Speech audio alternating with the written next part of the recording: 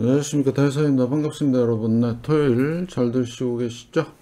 주역 문헌점 말씀 듣고 가겠습니다. 적선지가는 필류요 경하고 적불선지가는 필류요 앙이라. 선업 공덕을 쌓는 집안은 반드시 경사가 넘쳐나고 불선업 악업을 쌓는 집안은 반드시 재앙만 있을 뿐이다. 재앙막자하고 중선봉행하라. 악을 멀리하고 선을 받들어 행하라. 그러면 우리가 원하는 삶을 살 수가 있고요.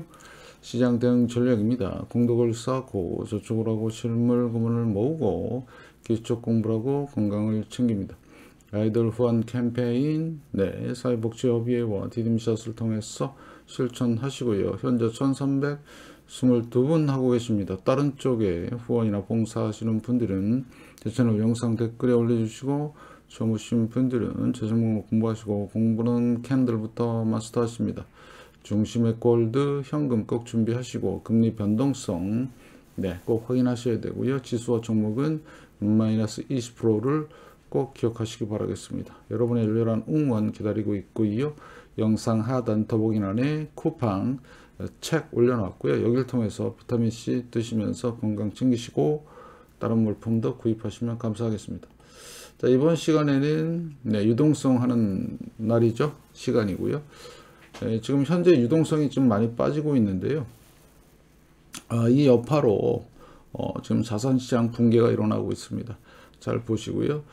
무려 이제 3조 4천억 달러가 있던 지중금이 지금 현재 2조 8,550억, 지난주에 이어서 좀 조금 줄었죠. 230억 정도, 상당히 의미가 있고요. 그래서 지중금이 상승할 때는 주식시장이 올라가고요. 지중금이 내려갈 때는 주식시장이 폭락을 합니다.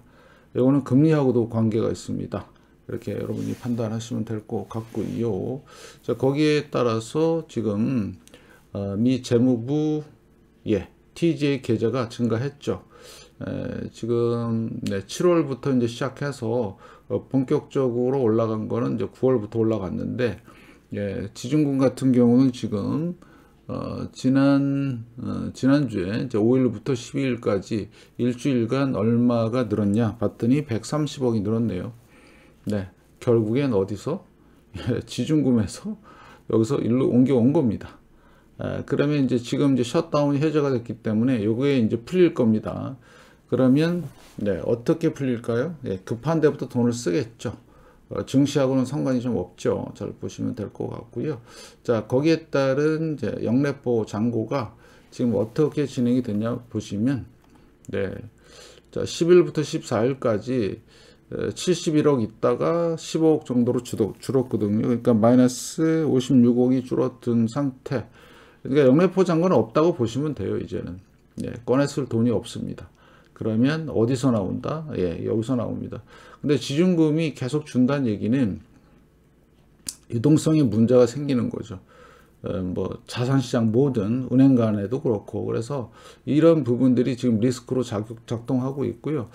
제가 볼 때는 2조 8천억이 붕괴가 되는 순간부터는 무식하게 뭔가 터질 가능성이 높다. 그래서 이때도 보면 2023년경에 뭐가 있었죠? 실리콘밸리뱅크의 파산이 있었습니다. 그때는 돈을 풀어서 막았는데 이번엔 어떻게 할지 모르겠어요. 아무튼 여러분들이 잘 확인하셔야 될 것 같고요. 자, 그 다음에 영래포 잔고 말고 다른 거 하나씩 좀 더 보겠습니다. 자, 그러면 중요한 게 10년과 2년 금리 차죠. 전 세계에서 가장 많이 보고 있는 상황이고요. 이제 슬슬 올라올 준비가 돼 있죠. 연준의 급격한 금리 인하가 진행이 되면 얘는 올라오고요. 위기가 터집니다. 팬데믹 보이시죠? 올라온 거 팬데믹, 자, 리먼, 닷컴 데브잡, 2차 오일 쇼크. 자, 이런 식으로 연준이 지금 시장을 컨트롤하고 있다. 그 다음에 연준의 금리를 보시면 지금 4%대 지금 내려와 있는데, 보세요. 팬데믹, 리먼, 닷컴 데브잡. 이 음영 표시가 뭐죠? 침체를 나타낸 거예요. 지금 침체가 이제 시작이 될 것 같은데, 시작이 됐는데, 제가 볼 때는. 그러면 이번에 좀 큰 규모로 진행이 되지 않을까. 거의 대공황급으로. 그래서 연준이 이제 급격한 금리 인하가 진행이 될 것 같고요.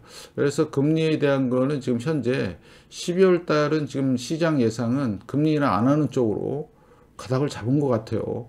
여러분들 잘 보세요. 그럼 12월 달에 엄청난 뭐가 생긴다. 이제 변동성이 생길 가능성이 있고 이런 부분들을 여러분들이 잘 판단하셔야 되겠다. 자, 그 다음에 다른 이제 항목들 좀 보시면 10년과 이제 30년 모기지인데 이게 안 내려오네요. 네, 보통 내려와야 되는데 그래서 10월 말경에 6.19였는데 다시 올랐어요. 금리가 왜 올랐을까요? 네, 연준이 의지가 없는 겁니다. 그래서 지금 부동산 시장이 위험하다는 신호입니다. 이게 6%대 금리, 예전에 3%대 금리를 가지고 집을 산 사람과 지금하고는 차이가 많죠. 그래서 지금은 부동산 시장도 붕괴 가능성이 있고요. 네, 그 다음에 자, 여기 조정 스프레드가 중요하다고 말씀을 드렸죠. 이게 이제 위로 튀기 시작하면 문제가 심각해진다. 이거 튀기 시작했네요. 문제가 심각해질 수도 있다. 계속 말씀을 드리죠. 예, 요거 상황 체크하셔야 되고요. 그래서 최대한 보시면 2008년 서프라임 때 보면 확 튀죠. 여기서 예, 한 5% 3% 이렇게 있다가 확 튀는 위기가 터졌을 때 지금 상승하고 있네요. 조심하시기 바라겠습니다. 여러분들 이런 지표 확인이 중요하다. 일주일에 한 번이라도 보자. 그래서 그동안에 이제 실업률이나 뭐 이런 것들이 다 깜깜이었는데 이제 본격적으로 뭔가 데이터가 나오기 시작할 겁니다. 네, 저는 지금 볼 때 1970년대 이때 상황과 상당히 유사하다고 보고 있는데 앞으로 상황 여러분들이 잘 체크 좀 하시고 잘 보셔야 될 것 같고요. 그 다음에 제가 보는 가장 신뢰하는 게 이거죠. 10년과 3개월물의 금리 차가 이제 본격적으로 상승되는 모습이 나오면 골 때리는 상황이 전개될 것이다. 진짜 조심하세요. 예, 조심해서 나쁠 거 하나도 없습니다. 연준이 이제 12월 달부터 지금 QT를 중단하겠다고 얘기를 했는데 과연 그게 뜻대로 될까요? 예, 지금 보시면 중단했네요. 좀 보면 11월 5일 살짝 올라왔죠. 6조 5천억. 그러면 자, 중단한 것까지는 괜찮은데 이제 금리가 내려가겠죠. 근데 만약에 위기가 터지면 다시 돈을 풀까요? 그거는 이제 봐야 되겠습니다. 어떻게 될지. 상당히 지금 위험한 상황이고 여러분들이 보시면 될 것 같고요. 자, 그 다음에 총자산 받고 요 정도 여러분들이 정리 좀 하시면 되겠고, 아까 요거 TJ 하고요. 그 다음에 준비금 잔액이 이게 빠지는 게 유동성 축소라고 그랬잖아요. 유동성이 안 들어가는 거. 그게 차트로도 나옵니다. 보시면 9월 달부터 밀렸죠. 여기 보시면 IPO 시장인데요. 월봉이고요. 제가 매일 설명을 드리죠. 이번 주에 10% 가까이 빠졌습니다. 뭐예요? 유동성 축소입니다. 그러면 주식시장은 들어가는 돈이 없기 때문에 망하는 겁니다. 쉽게 말씀을 드리면. 그래서 지금까지의 유동성, 연준에 의한 QE라고 하죠. 돈을 공급을 하고 이런 식으로 해서 그 돈들이 자산시장으로 들어가면서 어떻게 돼요? 계속해서 증시를 버블을 만들었는데 이제 축소가 되면서 어떻게 돼요? 끝나가는 상황이고 재무부 잔고도 나올 것 같은데요. 그러면 주식시장으로 안 들어가고 필요한 곳에 돈을 쓰겠죠. 그러면 주식시장은 완전히 박살나는 상황으로 갈 수밖에 없다. 이렇게 판단하시죠. 그래서 12월 달 FOMC가 중요하고 그래서 11월, 12월이 상당히 큰 변곡점을 맞이할 것 같다. 이렇게 판단하시고요. 그래서 제가 보는 건 뭐냐? 미국의 지금 이제 금리도 문제지만 물가가 문제예요. 그동안에는 이제 셧다운 때문에 깜깜이었는데 CPI가 보면 지난 2월 달, 1월 달 3%였는데 다시 3%까지 올라왔죠. 그러면 앞으로 어떻게 될까요? 물가? 제가 예상하는 바는 물가는 올라갈 가능성이 높아요. 그래서 70년대를 닮았다. 자, 그럼 물가가 올라가면 자산시장은 어떻게 되냐? 그걸 여러분들이 생각을 하셔야 돼요. 근데 문제는 뭐죠? 물가까지 올라가는 건 좋은데 경제가 안 좋네. 스태그플레이션입니다. 그 상황이 1970년대랑 똑같다는 얘기죠. 그래서 제가 주기적으로 얘기하는 게 뭐죠? 태양이 주기입니다. 태양이 주기. 그래서 지금 2025년 말, 2026년 중반부터 이게 내려오기 시작하잖아요. 에너지가 줍니다. 태양에서 오는, 지구로 오는 에너지가. 그러면 당연히 물가가 유가가 곡물 가격이 다 올라요. 그게 인플레이션이잖아요. 네, 그래서 70년대 상황과 상당히 유사할 것이다. 이렇게 말씀을 드리는 거죠. 그래서 여러분들은 이게 그냥 과학적인 내용을 얘기를 하는데 어떤 베이비들은 와서 뭐 조롱을 하더라고요. 이제 할 게 없으니까 뭐 태양 주기까지 얘기하냐? 당연히 얘기해야지. 인플레이션인데. 지구에서 물가, 석유 쓰고, 그 다음에 우리가 밥 먹고 그런 거 하잖아요. 그럼 물가가 당연히 영향이 있는데 그걸 가지고 와서 조롱을 한다? 자, 그래서 앞으로 인플레이션 상황을 진짜 잘 보셔야 된다. 왜? 그동안 깜깜이었다가 아마 다음 주부터 고용이라든가 이런 물가 핵심 지표들이 나올 수밖에 없다. 자, 그러면 왜 지금 연준의 금리 결정과 그 다음에 인플레이션을 자꾸 말씀을 드리냐? 인플레이션이 오게 되면 연준은 금리를 내릴 수가 없어요. 계속 말씀을 드리지만, 그러면 어떻게 되죠? 자산시장은 박살날 수밖에 없습니다. 그게 이제 시작이 된 거고요.